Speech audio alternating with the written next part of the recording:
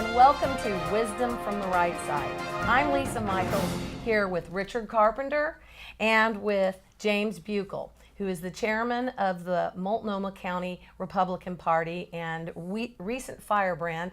And we're going to be discussing lots of stuff. So hello there, James. Good to see you.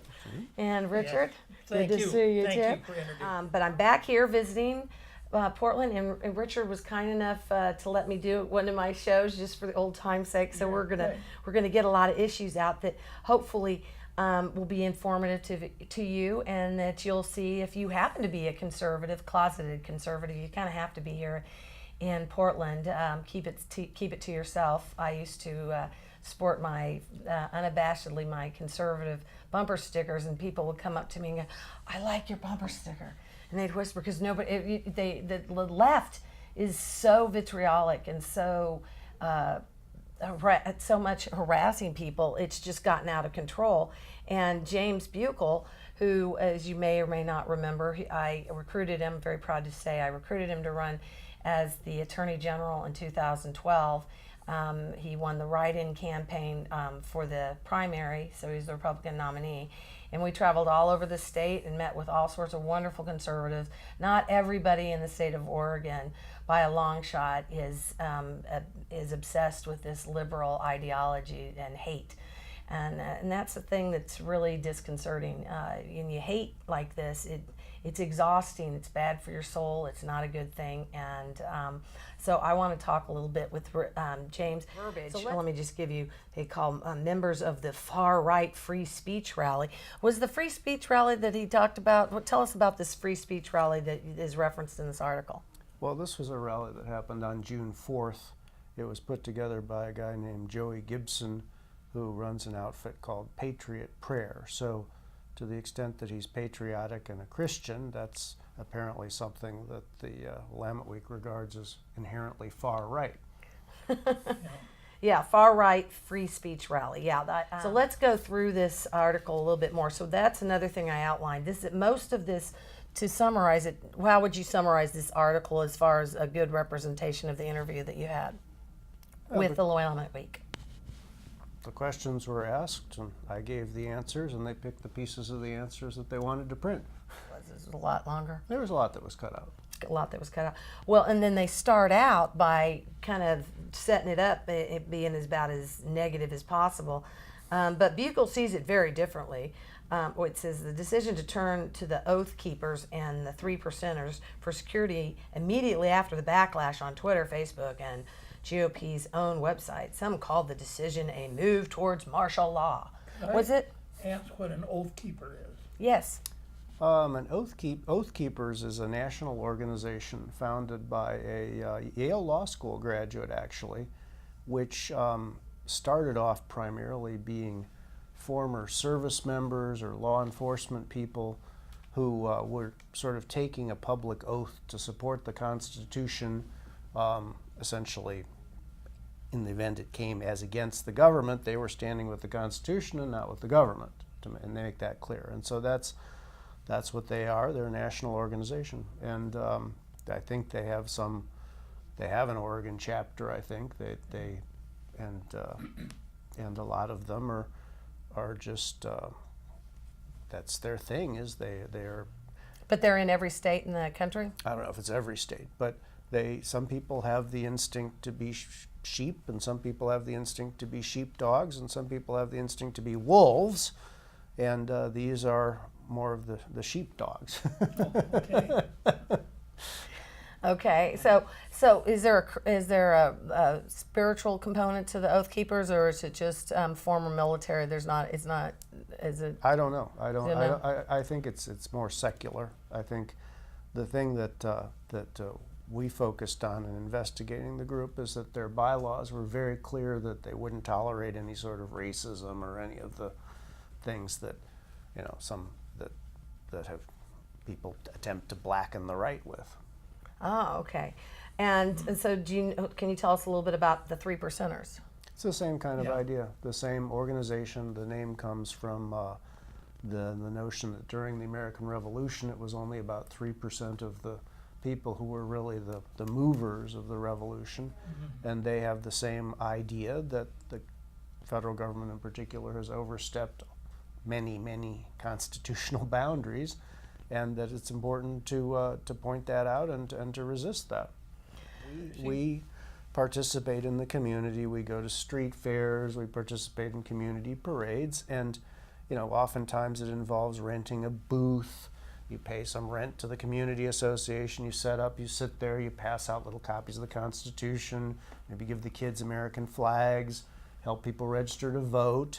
And some of the volunteers reported that they had experienced, extraordinarily hostile conduct. People screaming at them. In one case, somebody got shoved. People been spit on, and they just didn't feel safe. And it became clear that we were sort of developing a security problem, and we were fumbling around trying to figure out what to do about that. And then came there's this parade on 82nd Avenue, the Avenue of Roses parade that we participated in for a couple of years, several years. And all of a sudden, the parade organizers got an email that this group had mobilized, 200 strong to drag us out of the parade if we participated. And and then other people were threatening to stab us to death if we dared to march in the parade. And so this hostility was fomented somehow, and the upshot of it was the parade got canceled. And shortly, at some time around there, some reporter called me up, and some guy who I thought was an Englishman, I think he's from Australia, and we were talking about the climate in Portland, and I said, it's getting so bad, we're thinking about reaching out to some of these security groups to provide security, and that just caused the left to go berserk. Fake news has been completely exposed, especially with the most recent thing where CNN was going to get intimidated and blackmailed this poor old 15-year-old that put together that funny video with Donald Trump wrestling CNN to the ground. And they said that they were going to release all the 15-year-old boys' personal information so people could harass him and put his life in danger. And so the alternative news out there on YouTube, get all your news from YouTube, trust me, that's where the news is really located. And when you find something interesting, don't take the word of that particular person. Go and find other people that also have similar information to decide whether or not it's true or not. You gotta have to weigh everything. Being well informed with news nowadays is hard work. It's not an easy fix. You don't just flip open a newspaper or something like that and try to get real news, because that's all propaganda. You know why? Because people like Donald Trump until he ran for president. And isn't that a little bit funny? That's what it was. Yeah, and here's the deal also. This is what's so brilliant about the Donald. Anybody out there who's ever watched a full episode of The Apprentice knows how this man makes his business decisions. Knows this is a man who thinks for himself and will make strong, opinions, and he you know exactly how he thinks. And if he thinks like you think, and you've watched the show over and over again, and he makes the same choice to fire the same person you do, you're like, I could have a guy as my president who thinks just like moi. And that is one of the big reasons I think Donald Trump won. Aside from the fact he just every time. And it's so disappointing that we haven't seen him pull these people into the White House and say, "You're fired." I know. Well, he's surrounded by a bunch of swamp eaters that are in there trying to tell him, "Oh no, Donald, you don't do that," and they're filtering in their evil people. I think he needs to get on it and drain the swamp. Needs to hire, in my opinion, James Buchal, U.S. Attorney for the state of Oregon. Right? Is that's the top? There's many jobs that are going unfilled. I think his greatest failure to date is that there are hundreds and hundreds of positions that he hasn't even put a name in for yet, and his.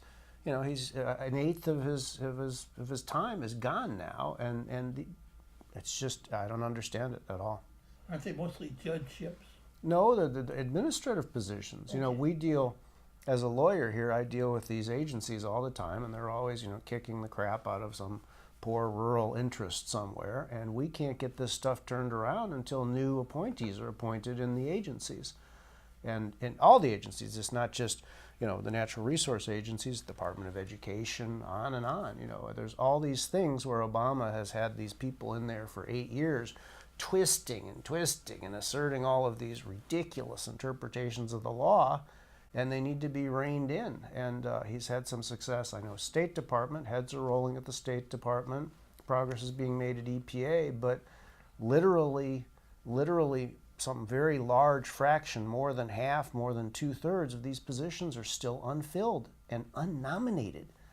So but in terms of what he can do, here we have In Oregon.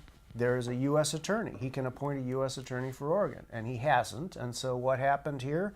Some Multnomah County judge has an illegal immigrant in their courtroom. Somebody reports that the INS is out in the hall trying to catch him, and she lets this guy out the back door. So we have essentially the federal crime of aiding and abetting, evading federal.